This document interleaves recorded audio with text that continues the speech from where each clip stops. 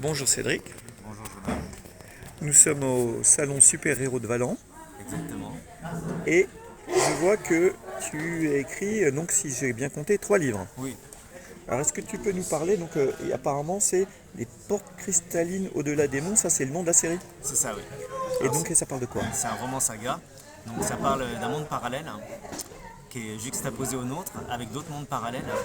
Et sur ce monde parallèle, en fait, ils ont une évolution beaucoup plus avancée que la nôtre, d'une certaine manière, parce qu'ils ont choisi en fait d'autres modes de fonctionnement il y a 200 ans de ça à peu près.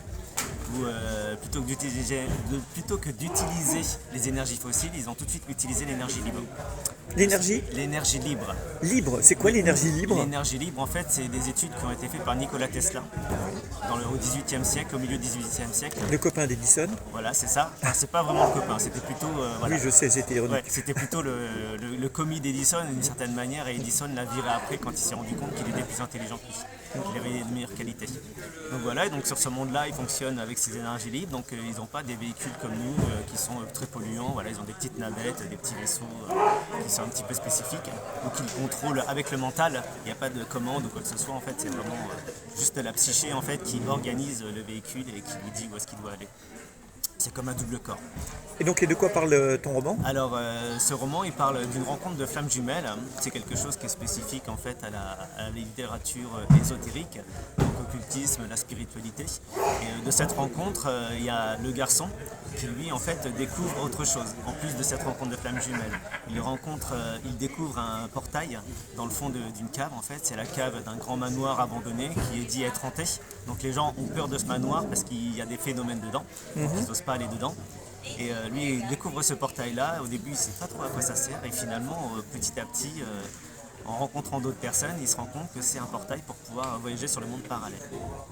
Et donc il va voyager dans les mondes parallèles. Et voilà. J'imagine que c'est ça le début. Ouais, c'est ça le début. Et au départ, forcément, ils ne savent pas vraiment ce qui va se passer.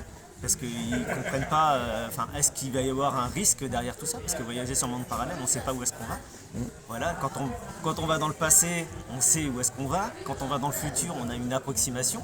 Mais sur des mondes parallèles, il peut y avoir tout un tas de choses qui peuvent se passer. On peut très bien tomber sur un monde qui n'a pas évolué, où ce soit totalement encore la préhistoire, et puis que là, on risque de se faire dévorer. Alors par curiosité, pour donner un petit peu envie, il va voir quel genre de monde parallèle? Cite-nous un ou deux exemples. Alors, le premier monde parallèle qui va, c'est sur notre monde à nous. Ah oui, Ouais. bon donc là c'est parallèle, mais pour nous c'est pas trop parallèle. Non, pour nous, c'est pas parallèle. Mais en fait, justement, il fait la corrélation entre eux, comment ils ont évolué sur leur monde, et nous, comment on a évolué sur notre monde. Ok, et donc voilà. ça c'est le sujet du premier roman ou il y a plusieurs explorations de monde dans le premier Il y a déjà? plusieurs explorations. Alors, dans le premier, en fait, il y a plusieurs explorations. Mais petit à petit, en fait, on reste quand même assez collé sur notre monde, en fait, parce que c'est les premières personnes qui rencontrent sur notre monde qui sont les plus importantes, finalement, pour le déroulement des choses. Oui, on va les retrouver ensuite. Oui, on va les retrouver ensuite à beaucoup de reprises, en fait. En fait, on les croise à pas mal de périodes, et en même temps, sa rencontre de flamme jumelle, donc la fille qu'il a rencontrée, elle, par contre, elle fait des rêves. Et des rêves, ce qu'on appelle, voilà, c'est des rêves en fait où il y a beaucoup de choses qui se passent. C'est de l'onirisme, et dans cet onirisme-là, il y a des choses qui sont très réelles et beaucoup plus réelles en fait que des petits rêves qu'on pourrait faire. Et finalement, en fait, elle se rend compte que dans ses rêves, elle voit des choses qui se passent sur des mondes parallèles. Au début, quand elle est fait, en fait, elle ne peut pas comprendre en fait que c'est ça. Et finalement, elle se rend compte que cette relation de ses rêves, c'est vraiment en relation avec des mondes parallèles. Donc c'est vraiment, il y a beaucoup de choses. Et dans ces mondes parallèles, ils rencontrent leur double, forcément. Ils ont la possibilité de le rencontrer, donc pas tout le temps. Mais il y a d'autres personnes aussi qui vont faire les voyages comme eux et qui vont rencontrer aussi des personnes. Et petit à petit, au fil de leur pérégrination, de leurs aventures, ils vont se rendre compte que leur évolution est en train de vaciller, qu'on essaye de les déstabiliser dans leur évolution et que finalement, dans tous les mondes, ça fonctionne de la même façon. Alors, tu as un deuxième tome. Alors attention pour les lecteurs, le deuxième tome a la même couverture, Oui. mais il s'agit bien d'un autre livre. Exactement. Alors déjà, peux-tu nous expliquer pourquoi la même couverture? Alors la même couverture, j'aurais bien voulu la faire différente, mais il s'est avéré que je ne veux pas dire la précipitation, mais dans mon choix de publier le deuxième tome très rapidement, ma graphiste, elle n'a pas pu suivre.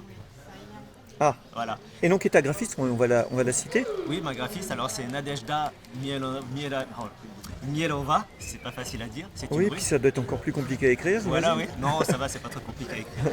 Et du coup, c'est une graphiste russe qui travaille très bien, j'adore ce qu'elle fait. Et en même temps, par contre, la quatrième de couverture, c'est des graphistes, en fait, c'est des impressions graphistes qui sont prises sur Internet et qui sont payées aux graphistes qui les réalisent. Mais bon, c'est le même graphiste à chaque fois.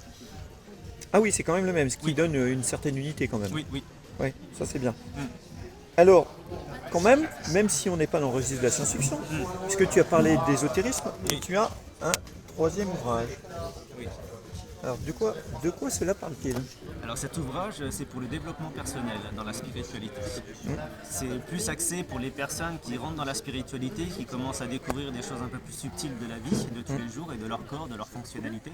Et ça permet de pouvoir... Alors j'ai fait 7 chapitres en relation avec les 7 chakras. Donc forcément, quand on rentre dans le monde spirituel, on entend très vite parler des chakras. Et le thème de ce livre, en fait, c'est je parle de l'amour. Donc je parle de l'amour en tant qu'énergie et je parle de l'amour en tant que relation. Donc dans les 7 chapitres, en fait, c'est évolutif. Donc ça parle déjà vraiment de la relation qu'on a de nous avec l'amour, avec les sentiments et tout ce qu'on a, que ce soit familial ou toutes les autres choses qu'il peut y avoir derrière.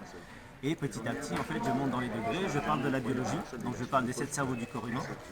Les 7 cerveaux du corps humain. Du corps humain. On a 7 cerveaux. 7 cerveaux, oui, dans le corps humain. Déjà que c'est la merde avec un seul.